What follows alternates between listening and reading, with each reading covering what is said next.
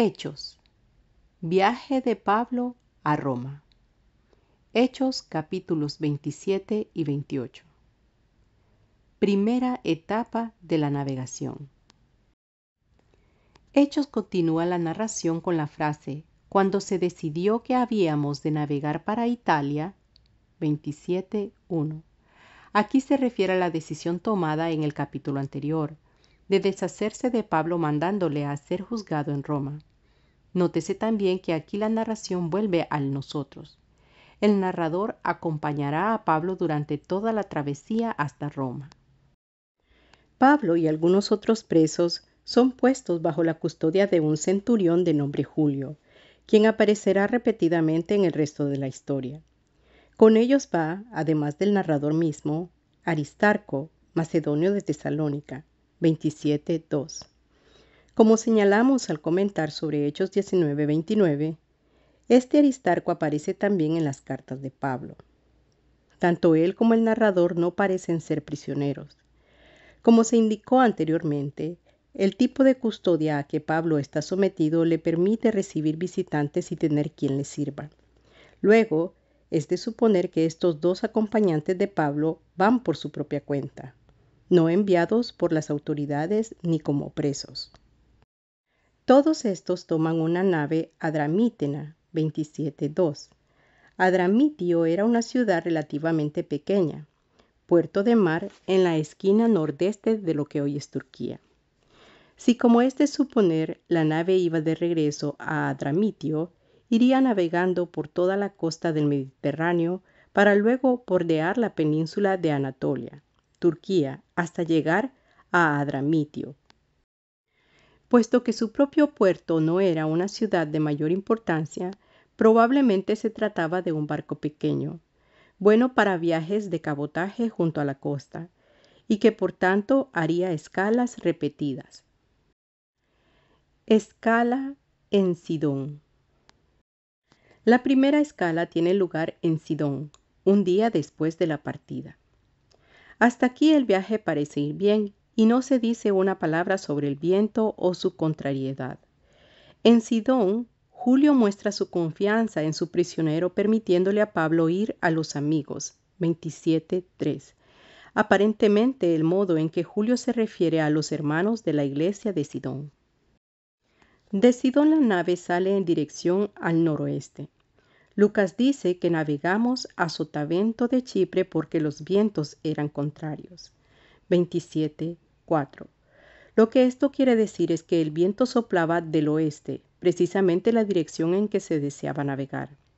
Para poder avanzar en esa dirección, la nave se cubre tras la isla de Chipre y aprovecha la corriente que corre hacia el norte entre Chipre y la tierra firme. Una vez al norte de Chipre, la nave se dirige hacia el oeste, para llegar por fin a Mira, en la costa sur de Anatolia, hoy Turquía. El texto occidental dice que el viaje demoró 2 semanas. En tal caso, esto contribuiría a las dificultades posteriores del viaje, pues la estación del año en que la navegación era más segura iba pasando. Cambio de nave en Mira. En Mira los viajeros cambian de embarcación. Puesto que su destino es Roma, no les conviene seguir navegando hacia el norte, para luego tomar otro barco. En Mira hay una nave alejandrina, que está a punto de zarpar con dirección a Italia, y por tanto, con buenas razones, Julio, sus prisioneros y quienes les acompañan se embarcan en esa nave. Puesto que Alejandría era la segunda ciudad del imperio, y desde ella se enviaban enormes cantidades de trigo a Roma, es de suponer que esta nave era más grande que la anterior, y por tanto, al parecer más segura. Navegación hasta buenos puertos. Pero los vientos son contrarios. Después de muchos días de navegación lenta llegan por fin a Nido, ciudad relativamente cercana a Mira. De ahí parten hacia el sudoeste, pues la navegación hacia el oeste es difícil dada la dirección de los vientos.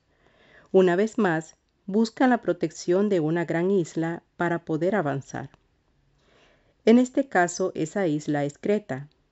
Cuando Lucas dice que llegaron frente a Salmón, 27:7, se está refiriendo a un cabo en el extremo oriental de Creta.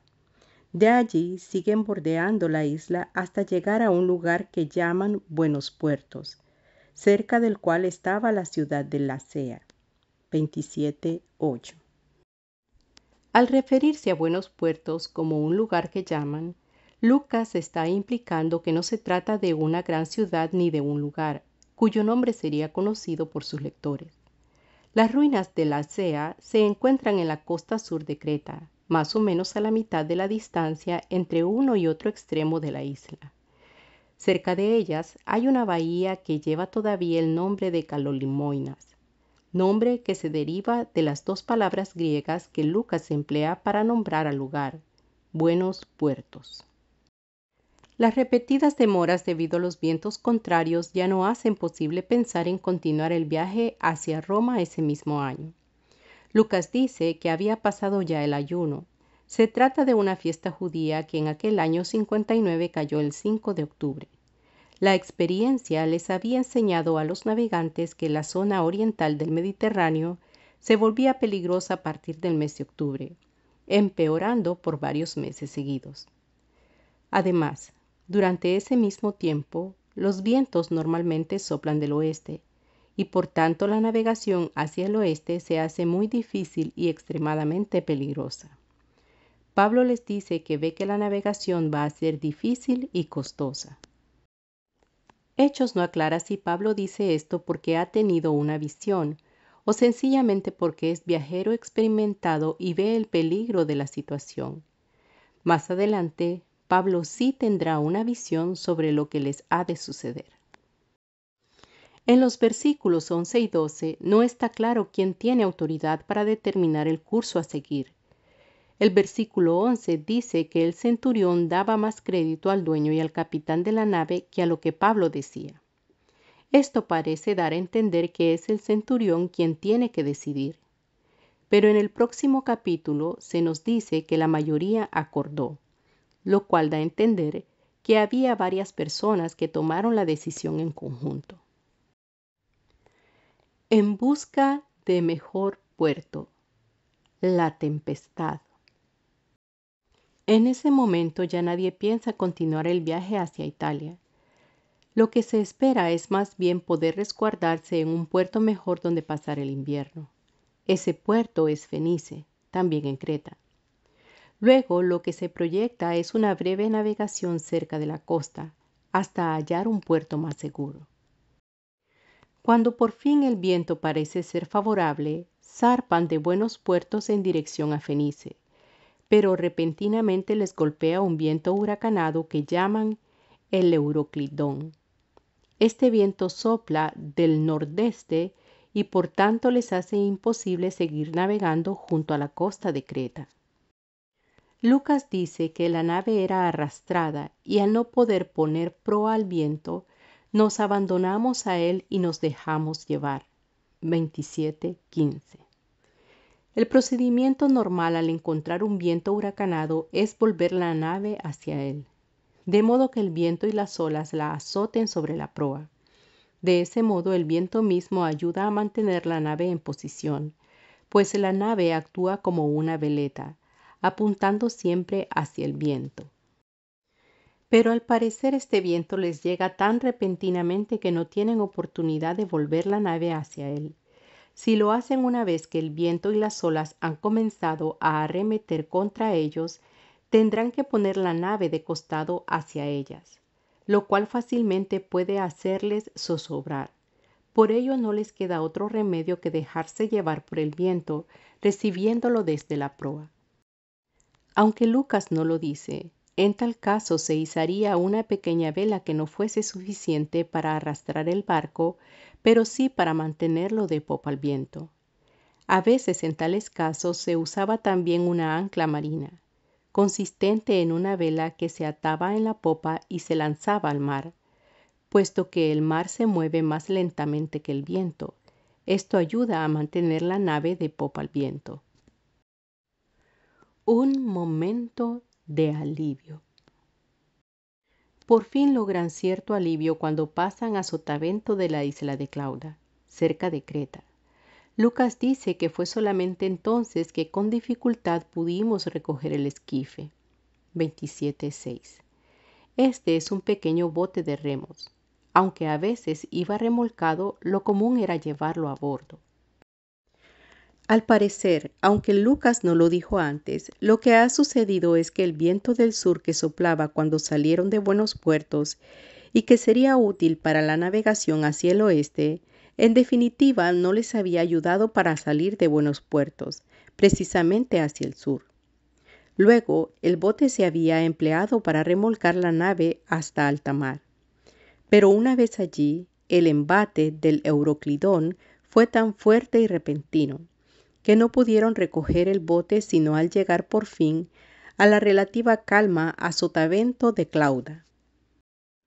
Aparentemente aprovechando la misma calma repentina, los marineros usan de refuerzos para asegurar las amarras de la nave. 27:17. Esto puede referirse a una de dos cosas, o quizás a ambas. La interpretación más común es que pasaron cuerdas por debajo del barco, atándolas para reforzar el casco y así evitar que la fuerza de las olas lo deshiciera. Por otra parte, la misma frase puede entenderse en el sentido de otra operación común en tales casos, que consiste en reforzar las amarras que sostienen el mástil, para que éste no caiga. En todo caso, ya en este momento los marineros empiezan a tomar medidas de emergencia. Continúa la tempestad. Los marineros no tienen idea de cuán lejos o cuán rápido el mar y el viento les arrastran, y por ello temen dar en la Sirte, un largo banco de arena en la costa norte de África que tiene fama como lugar de naufragios. Para aminorar la velocidad, arrían las velas. Esto en sí es una medida de desesperación, pues ya no tienen cómo mantener la nave de popa al viento. Al siguiente día se intenta aligerar el barco deshaciéndose de la carga. Esto da a entender que en el barco había agua, pues en una tempestad el peso mismo de la nave, si no es demasiado, ayudaría a mantenerla en equilibrio. Podemos imaginar que el barco se va hundiendo, pero con deshacerse de la carga no basta, y al tercer día de la tempestad se deshacen de los aparejos de la nave. 27:19. Probablemente esto se refiera al mástil con todas sus cuerdas, velas, etc. A partir de entonces la nave alejandrina no es más que un cascarón a merced de los elementos. En este punto, Hechos comenta: al no aparecer sol ni estrellas por muchos días, lo cual implica que es imposible determinar dónde se encuentran, y acosados por una tempestad no pequeña, ya habíamos perdido toda esperanza de salvarnos. 27:20. Palabras de esperanza. Es en ese momento que Pablo interviene con palabras de esperanza. Les dice que ha tenido una visión en la que el ángel del Dios de quien soy y a quien sirvo, 27:23, le ha dicho que ni él ni ninguno de sus acompañantes ha de perder la vida, pues Dios quiere que Pablo comparezca ante el César. En base a esta visión, Pablo les declara que la nave se perderá, pero ellos se salvarán. La tierra se avecina. Por fin, después de 2 semanas de tormenta en la oscuridad de medianoche, los marineros sospechan que están cerca de tierra. ¿Por qué piensan tal cosa? Lucas no nos dice. Posiblemente su experiencia en el mar les ayuda a reconocer un sonido diferente en el viento o un comportamiento diferente en las olas. Llevados por esa sospecha, echan la sonda y descubren que la profundidad va bajando de 20 brazas la primera vez a 15 la segunda. Para una nave batida por las olas, sin medios de dirigir su curso y en la oscuridad de la noche, esta situación representa un peligro inminente. Como primera medida, los marineros echan 4 anclas, con la esperanza de que alguna de ellas se afiance en el fondo del mar antes que la nave dé en escollos. Los marineros, sabiendo que la nave peligra, echan el esquife al mar, diciendo que van a utilizarlo para lanzar más anclas al otro extremo del barco. Pero su verdadero propósito es abandonar la nave y sus pasajeros a su destino, y ellos salvarse llegando a la tierra que parece estar vecina. Pablo se lo advierte al centurión, quien aparentemente decide que, puesto que el esquife solo bastará para salvar a unos pocos, lo mejor será deshacerse de él y así evitar la tentación de los marineros de salvarse ellos mismos y abandonar a los demás. Siguiendo sus órdenes, los soldados cortan las amarras del esquife, que se pierde a la deriva.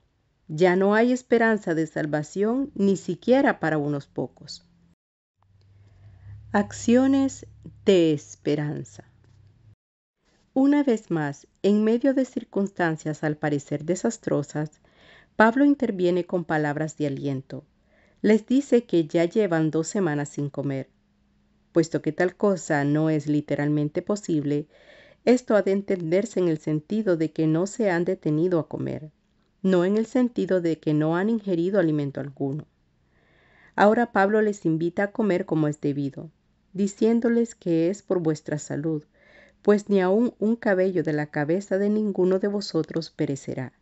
27:34. Empero en este caso Pablo refuerza sus palabras de esperanza con acciones de esperanza. No se limita a decirles que coman, sino que él mismo come. Sus palabras y ejemplo animan al resto, de modo que todos también comen. Los verbos que Lucas emplea aquí, tomó, dio gracias, partió y comió, han llevado a muchos intérpretes a señalar el paralelismo entre esto y la comunión. Esto no quiere decir que Pablo haya de hecho celebrado la comunión en el barco, sino más bien que la comunión misma es una acción de esperanza en medio de un mundo desesperanzado. Después de haber comido, intentan aligerar la nave todavía más, arrojando el resto del trigo al mar.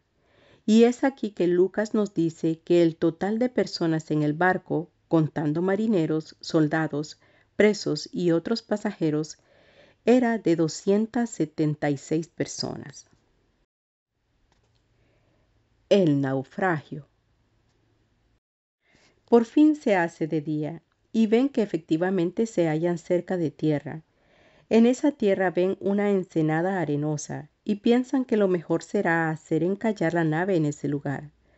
Con ese propósito, cortan los cables de las anclas para que el barco pueda moverse, desatan el timón, que había estado atado durante la tormenta, e izan una pequeña vela en la proa.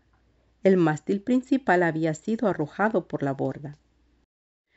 Cuando por fin encallan, encuentran que las corrientes son contrarias, de modo que al tiempo que la proa está firmemente encallada, la popa amenaza con deshacerse. Los soldados temen que los presos escapen y por eso resuelven matarlos. Pero Julio, quien aparentemente ha llegado a apreciar a Pablo, lo prohíbe para salvarle la vida al apóstol. Entonces todos se lanzan al mar. Los que saben nadar lo hacen hasta la orilla, y los demás se salvan con tablas y otros objetos flotantes. Malta. Todos llegan a salvo a la orilla, tal como Pablo había anunciado. Una vez allí, aparentemente conversando con los naturales del lugar, se enteran de que están en Malta. Esto implica que no habían derivado tan al sur como temían, sino que habían sido llevados bastante hacia el oeste. Los maltenses tratan a los náufragos con no poca humanidad. 27:2. Les proveen de calor pues está lloviendo, y Malta en octubre puede ser fría. Según Lucas, los naturales del lugar encendieron un fuego, pero, puesto que se trata de 276 náufragos, lo más probable es que hayan encendido varios fuegos, y que Lucas se esté refiriendo solamente a la hoguera junto a la cual Pablo y sus acompañantes se calentaban. Pablo, intentando echarle leña al fuego, es mordido por una víbora que todos ven colgando de su mano hasta que Pablo la sacude en el fuego mismo. Viendo esto, los maltenses piensan que Pablo verdaderamente ha de ser un criminal, pues no bien se ha salvado de la tormenta cuando la víbora lo muerde. Esa mordida ha de ser acción de los dioses, para que Pablo no se salve. Pero Pablo no sufre consecuencia alguna de la mordida de la víbora, y cuando los naturales del lugar ven esto, piensan que se trata de un dios. Este relato es interesante, puesto que en Malta no hay serpientes venenosas. Hasta el día de hoy los maltenses gustan contar la historia y dicen que desde que una víbora no pudo matar a Pablo, todas las demás víboras de la isla perdieron su poder ponzoñoso. En Malta, Pablo y los suyos conocen a un hombre principal llamado Publio, 28:7. Puesto que Publio tiene propiedades, recibe a los náufragos y les presta abrigo por 3 días. El padre de Publio está enfermo y Pablo lo sana. Cuando las gentes se enteran de esto, empiezan a traer a sus enfermos para ser sanados, y se muestran muy atentos con los náufragos, o al menos con Pablo y sus acompañantes. Cuando por fin el grupo se despide a zarpar de nuevo rumbo a Italia, los maltenses les proveen de todo lo necesario. 28:10. Ni en Hechos ni en el resto del Nuevo Testamento se nos dice una palabra más acerca de Malta, pero una tradición posterior afirma que surgió allí una comunidad cristiana y que Publio fue su primer obispo. Continúa el viaje. Los náufragos permanecen en Malta 3 meses. Ya para entonces sería el fin de enero y la navegación comenzaba a hacerse más fácil. Se embarcan en otra nave alejandrina, que había invernado en Malta. Es todavía relativamente temprano en el año para la navegación, pero el tiempo va mejorando, y Hechos no vuelve a hablar de mal tiempo ni de vientos contrarios. Lucas nos dice que el barco tenía por enseña a Cástor y Pólux, 28:11. Estos son 2 dioses gemelos que son patrones de la navegación. La nave se dirige primero a Siracusa, capital de Cilicia, donde permanece 3 días. Luego continúa el viaje ciñéndose de cerca a la costa italiana, de modo que llegan primero a Regio y de allí a Puteoli. Este puerto, hoy Pozzuoli, se encuentra al sur de Italia, aproximadamente a media distancia entre Nápoles y Roma. Lucas dice que allí encontramos algunos hermanos. 28:14. Esto nos sirve de recordatorio hacia el final del libro de Hechos de lo que hemos visto desde el principio. Hechos no es la historia de toda la expansión misionera del cristianismo, sino solo de una fracción de ella. Al tiempo que Pablo partía en su segundo viaje, Bernabé emprendía un viaje semejante, del cual deben haber resultado un número de comunidades cristianas. Otros apóstoles y evangelistas van a otros lugares. Ahora Pablo llega al puerto de Puteoli y ya hay allí una iglesia que les ruega a él y sus compañeros que se queden por algún tiempo. Aparentemente, el aprecio que Julio le tiene ahora a Pablo es tal que consiente en esta estadía prolongada en Puteoli, pues sin tal consentimiento no les hubiera sido posible a Pablo y sus acompañantes permanecer allí. Julio mismo permanece en Puteoli esos 7 días, junto a los otros presos que le han sido encomendados. Llegando a Roma. Mientras Pablo y sus acompañantes están en Puteoli, los cristianos del lugar mandan avisar a los de Roma de la llegada del apóstol. Algunos hermanos de Roma salen a recibirle. El primer contingente se encuentra con Pablo en el foro de Apio, tras viajar unos 65 kilómetros. El segundo contingente, que quizás salió más tarde o quizás viajó más despacio, se encuentra con él poco más al norte, en las 3 tabernas. Todo esto anima a Pablo, quien da gracias a Dios por estos hermanos. El grupo llega por fin a Roma, más de medio año después de haber salido de Cesarea. Allí Julio hace entrega oficial de sus prisioneros al prefecto militar, como es de rigor. A partir de entonces no se dice más de Julio. En cuanto a Pablo, se le permite vivir aparte con un soldado que lo vigilara. 28:16. Tal era el procedimiento que se seguía frecuentemente con los acusados de crímenes menores, de quien no se temía que huyeran o que cometieran violencia. En tales casos, el preso llevaba una cadena relativamente larga y ligera que le permitía cierta libertad de movimiento. Pablo en Roma. El modo en que le tienen prisionero le permite a Pablo, 3 días después de llegar a Roma, convocar a los principales de los judíos. 28:17. Esto es de suma importancia. Una vez más, esto nos muestra cuán equivocado es el cuadro de Pablo que le pinta como contrario al judaísmo, como si hubiera decidido que Dios ya no quiere tener nada más que ver con Israel. Al contrario, Pablo está predicando, como les dirá a estos jefes judíos, la esperanza de Israel. 28:20. Una vez reunidos estos jefes judíos de Roma, Pablo les cuenta su propia historia y por qué ha sido traído a Roma como prisionero. Comienza diciéndoles que en nada se opone a los judíos ni a las costumbres de nuestros padres. 28:17. Pero les dice que a pesar de eso los jefes judíos de Jerusalén le han entregado en manos de los romanos, y que la razón por la que tuvo que apelar al César no es que desee acusar a mi nación, 28:19, sino que de no haberlo hecho, los líderes de Jerusalén lo hubieran hecho matar.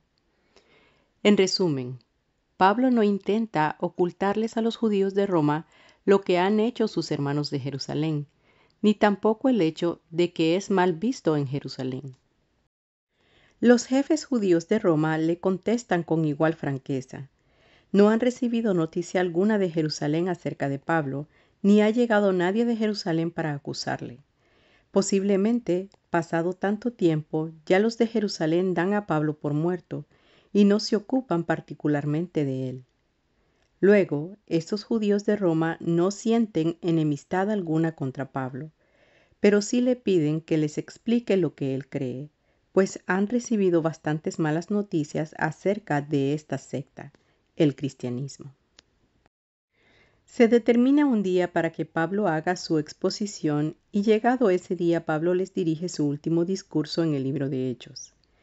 En ese discurso, como en tantos otros, les habla acerca del reino de Dios y de Jesús, tratando de persuadirles a base de referencias tanto a la ley de Moisés como a los profetas.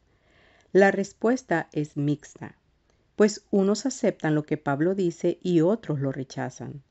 Por ello, al terminar el día, Pablo les cita unas palabras del profeta Isaías acerca de la incredulidad del pueblo. Isaías 6:9-10. A esto añade que el mensaje que tiene es también para los gentiles, a quienes es enviada esta salvación. 28:28. Lo que esto quiere decir no es que Pablo esté rechazando el judaísmo, sino que está indicándoles a estos jefes judíos que, si algunos de ellos no creen lo que Pablo les dice, con todo y eso el mensaje es de salvación también para los gentiles y ellos oirán. 28:28. Después de estas palabras, quienes habían sido convocados para escuchar a Pablo se van, teniendo gran discusión entre sí. 28:29. Lo que esto indica es que, como antes en tantos lugares diferentes, la predicación de Pablo causa desacuerdo entre los judíos, pues mientras unos la aceptan, otros la rechazan. El libro termina con unas palabras en las que se resume la condición y las actividades de Pablo durante 2 años que pasa prisionero en Roma. Puesto que su custodia es ligera, algo parecido a nuestro arresto en domicilio, Pablo tiene una casa alquilada. Aunque él mismo no puede salir a predicar fuera o a visitar la sinagoga o las iglesias, sí recibe visitantes y a ellos les enseña acerca del reino de Dios y del Señor Jesucristo. Y Lucas termina diciéndonos que Pablo hacía esto abiertamente y sin impedimento. 28:31.